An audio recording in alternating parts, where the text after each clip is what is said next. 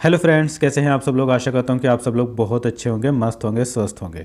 दोस्तों, आज आपको ऐसी नौकरी के बारे में बताने जा रहा हूं जिसमें केवल 10वीं पास वाले अप्लाई कर सकते हैं और उसमें किसी प्रकार का कोई एग्ज़ाम नहीं होगा, मतलब रिटर्न एग्ज़ाम नहीं होगा। आपके मेरिट बेस पर ही आपका सिलेक्शन हो जाएगा। तो ये जो पोस्ट है ये इंडिया पोस्ट में है। जीडीएस की जो भर्ती होती है वो 2025 में ये आउट हुई है। इसमें लगभग 21,413 पद है, जिसमें नॉर्मल और दिव्यांग दोनों अप्लाई कर सकते हैं। अगर कोई नॉर्मल भाई बहन इस वीडियो को देख रहे हैं तो वो भी अप्लाई कर सकते हैं, और जो दिव्यांग भाई बहन है वो भी अप्लाई कर सकते हैं। दिव्यांग भाई बहनों की 21,413 में से 609 पद है अलग अलग दिव्यांगों के, जिसमें वीआई हो, ओएच हो, एचआई हो या मल्टीपल डिसेबल्ड वाले हो, वो सभी इसमें अप्लाई कर पाएंगे। और मैं आगे वीडियो में अलग अलग कैटेगरी वाले भी बताऊंगा कि कौन कौन दिव्यांग स्पेशलिस्ट में अप्लाई कर सकते हैं। तो बने रहिए मेरे साथ में इस वीडियो में। सबसे पहले चलिए हम देख लेते हैं कि किस स्टेट में कितनी पोस्ट है दिव्यांगों की। दोस्तों, इस वैकेंसी में एक बात ध्यान में रखने वाली है कि आप जिस स्टेट में अप्लाई करेंगे आपको उस स्टेट की लोकल लैंग्वेज आना ज़रूरी है। मतलब आप गलती से ऐसे स्टेट में अप्लाई ना कर देना जहाँ की आपको लैंग्वेज नहीं आती है। जैसे यूपी वाले हैं, अगर उनको असमिया नहीं आती है तो वो असम में अप्लाई नहीं करे, वो यूपी में ही अप्लाई करे। और अगर किसी को असमिया आती है तो फिर कोई दिक्कत नहीं, वो उसमें अप्लाई कर सकते हैं, या उनकी मार्कशीट पे असमिया भाषा है तो ये अपनी लैंग्वेज के हिसाब से अपने अपने स्टेट में अगर आप अप्लाई करेंगे तो ज़्यादा अच्छा रहेगा। और अगर आपको लैंग्वेज आती है तो कोई दिक्कत नहीं। अगर कोई नॉर्मल भाई बहन इसको देख रहे हैं तो वो अपनी सीट देख लेंगे। मैं यहाँ पर दिव्यांगों की कहाँ पर किस स्टेट में कितनी वैकेंसी है वो बता रहा हूँ। सबसे पहला स्टेट है यहाँ पर आंध्र प्रदेश। आंध्र प्रदेश में जो विजुअली इम्पायर्ड है उनकी 7 पोस्ट है, और जो एचआई दिव्यांग है उनकी 14 पोस्ट है, और जो ओएच कैटेगरी एलडी वाले हैं उनकी 22 पोस्ट है, और जो मल्टीपल वाले हैं उनकी 1 पोस्ट है। अगला स्टेट है असम। असम में असमिया आना ज़रूरी है। इसमें अगर हम दृष्टिबाधित की बात करें, ब्लाइंड की, तो उनकी 8 पोस्ट है, एचआई की 1 पोस्ट है, लोकोमोटर डिसेबल्ड की 1 पोस्ट है, मल्टीपल डिसेबल्ड की यहाँ पर नहीं है। अगला स्टेट है बिहार। बिहार में तो हिंदी चलेगी, बिहार में हिंदी बोली जाती है, तो यहाँ पर हिंदी ली गई है। जिसमें दृष्टिबाधित की पोस्ट है बिहार की अगर हम बात करें तो 12, और जो एचआई वाले हैं उनकी 5 पोस्ट है, ओएच कैटेगरी वालों की भी 5 पोस्ट है, और मल्टीपल डिसेबल्ड की यहाँ पर 2 पोस्ट है। इसके अलावा अगला स्टेट है छत्तीसगढ़। छत्तीसगढ़ में ब्लाइंड की 8 पोस्ट है और एचआई की 8 पोस्ट है, और इसके अलावा ओएच कैटेगरी वालों की अगर बात करें तो उनकी 3 पोस्ट है, और मल्टीपल डिसेबल्ड की यहाँ पर 3 पोस्ट है। दिल्ली में दिव्यांग की कोई पोस्ट नहीं है। इसके अलावा अगर गुजरात की बात करें तो गुजरात में ब्लाइंड की 7 पोस्ट है, और एचआई की यहाँ पर 5 पोस्ट है, और ओएच कैटेगरी में अगर यहाँ पर बात करें तो यहाँ पर 18 पोस्ट है ओएच की, और इसके अलावा मल्टीपल की 1 पोस्ट है। लेकिन यहाँ पर गुजराती आना ज़रूरी है। ऐसे अगर हम हरियाणा की बात करें तो हरियाणा में वीआई की 1 पोस्ट है, और इसके अलावा एचआई की यहाँ पर नहीं है। ओएच की कैटेगरी वालों की भी 1 पोस्ट है, और मल्टीपल डिसेबल्ड की यहाँ पर पोस्ट नहीं है। अगला स्टेट है हिमाचल प्रदेश। हिमाचल प्रदेश में वीआई की पोस्ट नहीं है, एचआई की और मल्टीपल डिसेबल्ड की ओएच की भी नहीं है। अगला स्टेट है जम्मू कश्मीर। जम्मू कश्मीर में जो दृष्टिबाधित है उनकी 4 पोस्ट है, एचआई की 1 पोस्ट है, और ओएच कैटेगरी में 3 पोस्ट है, और मल्टीपल डिसेबल्ड की 1 पोस्ट है। अगला है झारखंड।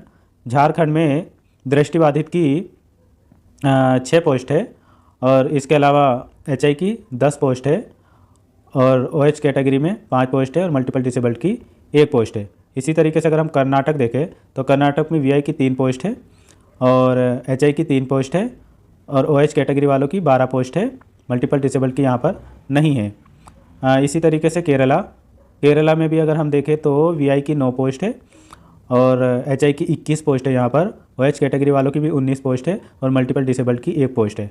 अगला है मध्य प्रदेश। मध्य प्रदेश में दृष्टिबाधित की 23 पोस्ट है, और एचआई की 27 पोस्ट है, ओएच कैटेगरी में भी 17 पोस्ट है, और मल्टीपल डिसेबल्ड की जो है वो 2 पोस्ट है। अगला है महाराष्ट्र। महाराष्ट्र में वीआई की कोई पोस्ट नहीं है, एचआई की 1 पोस्ट है, और ओएच की भी कोई पोस्ट नहीं, मल्टीपल डिसेबल्ड की भी कोई पोस्ट नहीं है। अगला दूसरा सर्कल है महाराष्ट्र का ही, यहाँ पर मराठी चाहिए, और जो पहला वाला था उसमें कोंकणी मराठी दोनों चल सकती है। तो अगर हम अगले सर्कल में देखें जहाँ पर मराठी चाहिए तो वहाँ पर वीआई की 15 पोस्ट है, और एचआई की 20 पोस्ट है, ओएच कैटेगरी वालों की भी 17 पोस्ट है, और मल्टीपल डिसेबल्ड की 1 पोस्ट है। इसके अलावा नॉर्दर्न ईस्टर्न में कोई पोस्ट नहीं है, और नॉर्दर्न ईस्टर्न अगला अगर हम देखें जहाँ पर इंग्लिश हिंदी मांगी गई है तो वहाँ पर वीआई की 14 पोस्ट है, एचआई की 8 पोस्ट है और ओएच कैटेगरी वालों की 10 पोस्ट है, मल्टीपल डिसेबल्ड की यहाँ पर 13 पोस्ट है। इसके अलावा अगर हम आगे देखें नॉर्दर्न ईस्टर्न सर्कल में जहाँ पर इंग्लिश हिंदी एंड गारो तो यहाँ भाषा मांगी गई है तो यहाँ पर वीआई की कोई पोस्ट नहीं है, एचआई की 2 पोस्ट है और ओएच कैटेगरी वालों की भी 2 पोस्ट है और मल्टीपल डिसेबल्ड की भी 1 पोस्ट है यहाँ पर। अगला जोन फिर आता है नॉर्दर्न, यहाँ पर इंग्लिश हिंदी एंड खासी भाषा मांगी गई है, यहाँ पर वीआई की 1 पोस्ट है, बाकी और डिसेबल्ड की कोई पोस्ट नहीं है।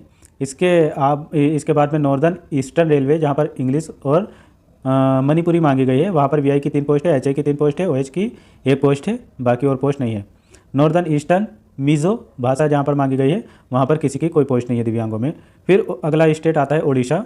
उड़ीसा में क्योंकि उड़िया बोली जाती है तो उड़िया मांगी गई है, जिसमें वीआई की 8 पोस्ट है और एचआई की 6 पोस्ट है और ओएच की 1 पोस्ट है, बाकी मल्टीपल डिसेबल्ड की यहाँ पोस्ट नहीं है। अगला पंजाब जहाँ पर इंग्लिश और हिंदी दोनों मांगी गई है तो इसमें वीआई की कोई पोस्ट नहीं है, एचआई की भी नहीं है, ओएच की 1 पोस्ट है, बाकी मल्टीपल की भी यहाँ पर पोस्ट नहीं है। अगला पंजाब जहाँ पर केवल पंजाबी मांगी गई है, यहाँ पर वीआई की कोई पोस्ट नहीं है और एचआई की 3 पोस्ट है, ओएच की 7 पोस्ट है, मल्टीपल डिसेबल की कोई पोस्ट नहीं है। अगला है तमिलनाडु। तमिलनाडु में वीआई की 10 पोस्ट है और एचआई की 41 पोस्ट है यहाँ पर तमिलनाडु में, लेकिन यहाँ पर तमिल आना ज़रूरी है और ओएच कैटेगरी वालों की भी 21 पोस्ट है और मल्टीपल डिसेबल्ड की भी 10 पोस्ट है। इसके बाद अगला है उत्तर प्रदेश।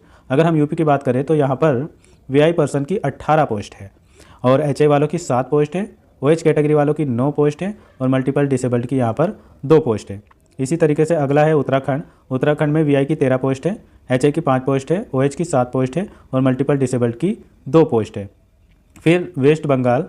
वेस्ट बंगाल में जहाँ पर केवल बंगाली मांगी गई है वहाँ पर वीआई की 6 पोस्ट है, एचआई की 4 पोस्ट है, ओएच की 6 पोस्ट है और मल्टीपल डिसेबल्ड की 2 पोस्ट है। इसके अलावा वेस्ट बंगाल में ही दूसरी जगह पर जहाँ पर बंगाली और नेपाली दोनों मांगी गई है वहाँ पर दिव्यांग की कोई पोस्ट नहीं है।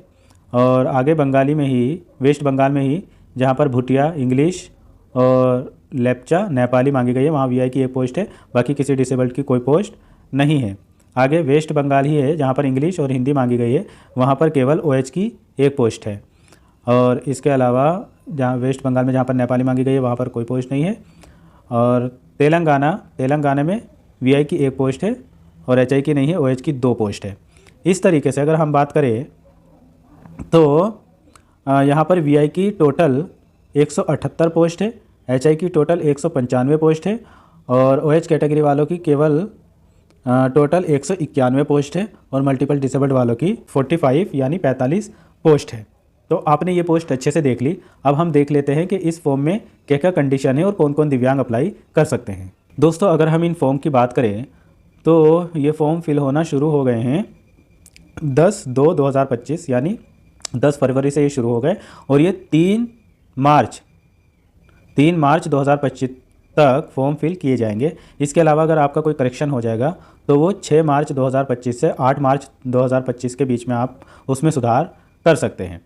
अगर हम इन नौकरी की बात करें तो ये जो नौकरियां होती है ये रेगुलर बेस पर नहीं होती है, कॉन्ट्रेक्चुअल होती है, लेकिन इतनी जल्दी इसमें से हटते भी नहीं है लोग, एक बार लग जाती है तो।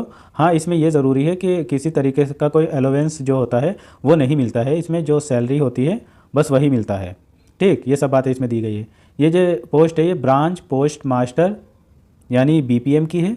यदि हम इसमें सैलरी की बात करें तो जो बीपीएम हैं उनकी 12,000 से 29,380 तक सैलरी इसमें होती है और जो एबीपीएम यानी डाक सेवक है उनकी 10,000 पर मंथ से 24,470 पर मंथ सैलरी होती है।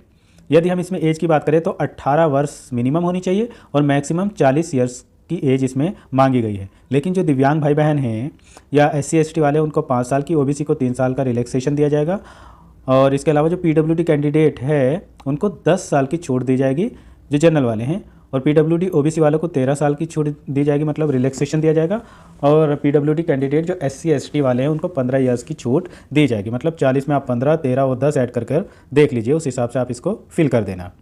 इसमें जो आपकी क्वालिफ़िकेशन होनी चाहिए वो आपके पास में 10th होना चाहिए और उसमें आपके पास में 10th में मैथमेटिक्स एंड इंग्लिश होनी चाहिए, बाकी आपने इंडिया के किसी भी कोने से किया हो।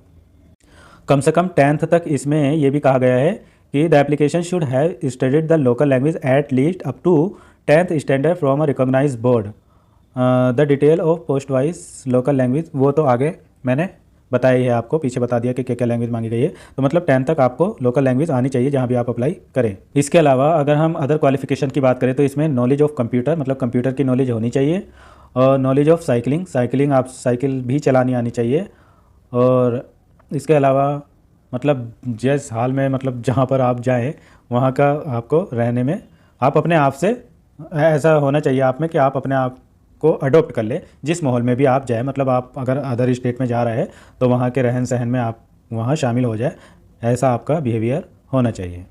बाकी अगर हम देखें कि इसमें कौन कौन दिव्यांग अप्लाई कर सकते हैं, ये सबसे ज़रूरी है। तो जो BPM या ABPM यानी डाक सेवक की पोस्ट है, इन दोनों में लो विज़न, अगर हम दृष्टिबाधित भाई बहनों में बात करें तो जो लो विज़न है वो वाले अप्लाई कर सकते हैं। और अगर हम HI की बात करें तो वो डेफ हो या HH हार्ड ऑफ हियरिंग हो, दोनों ही अप्लाई कर सकते हैं। और अगर हम OH कैटेगरी की बात करें तो इसमें OA यानी 1 आर्म वाले अप्लाई कर सकते हैं। और इसके अलावा अगर हम देखें यहाँ पर 1 लेग OL वाले अप्लाई कर सकते हैं, लेप्रोसी क्योर्ड वाले अप्लाई कर सकते हैं, डाउन सिंड्रोम जो है वो अप्लाई कर सकते हैं, और एसिड अटैक्ट वाले अप्लाई कर सकते हैं। इसमें BL और BA वालों को मौका नहीं दिया गया है। इसके अलावा अगर कोई स्पेसिफिक लर्निंग डिसेबल्ड है तो वो भी अप्लाई कर सकते हैं। इंटेलेक्चुअल डिसेबिलिटी अगर ID वाले हैं तो वो भी इसमें अप्लाई कर सकते हैं। आप सोच सकते हैं कि इंटेलेक्चुअल वालों को इसमें मौका दिया लेकिन BL और BA इन सबको मौका नहीं दिया। हर वैकेंसी में यही हो रहा है। इसके अलावा मल्टीपल डिसेबल्ड अगर कोई है तो वो भी इसमें अप्लाई कर सकते हैं। बाकी अगर हम इसमें फ़ीस की बात करें तो इसमें 100 रुपये लगेंगे नॉर्मल भाई बहनों के, लेकिन जितनी भी फीमेल हैं उनका कोई 1 रुपया नहीं लगेगा। SC ST के जो कैंडिडेट है उनका कोई 1 रुपया नहीं लगेगा, और जो PWD कैंडिडेट्स है या ट्रांस वोमेन है तो उनका भी कोई रुपया इसमें नहीं लगेगा फ़ीस में। बाकी इसमें आगे कुछ ऐसा नहीं दिया गया है जो बताने वाली चीज़ है। जो इंपॉर्टेंट चीज़ें थी वो मैंने आपको सब बता दी है। तो अगर आप इसमें अप्लाई कर सकते हैं तो इसमें ज़रूर अप्लाई करिए। जब तक आप बेरोज़गार हैं, आपके पास में नौकरी नहीं है, तब तक अगर आपकी यहाँ पर लग जाएगी तो ठीक है, आप नौकरी करते रहिए और अपनी तैयारी करते रहिए, फिर परमानेंट में हो जाइएगा। चलिए मिलते हैं किसी और वीडियो में। चैनल को सब्सक्राइब ज़रूर कर लेना। Thank you so much.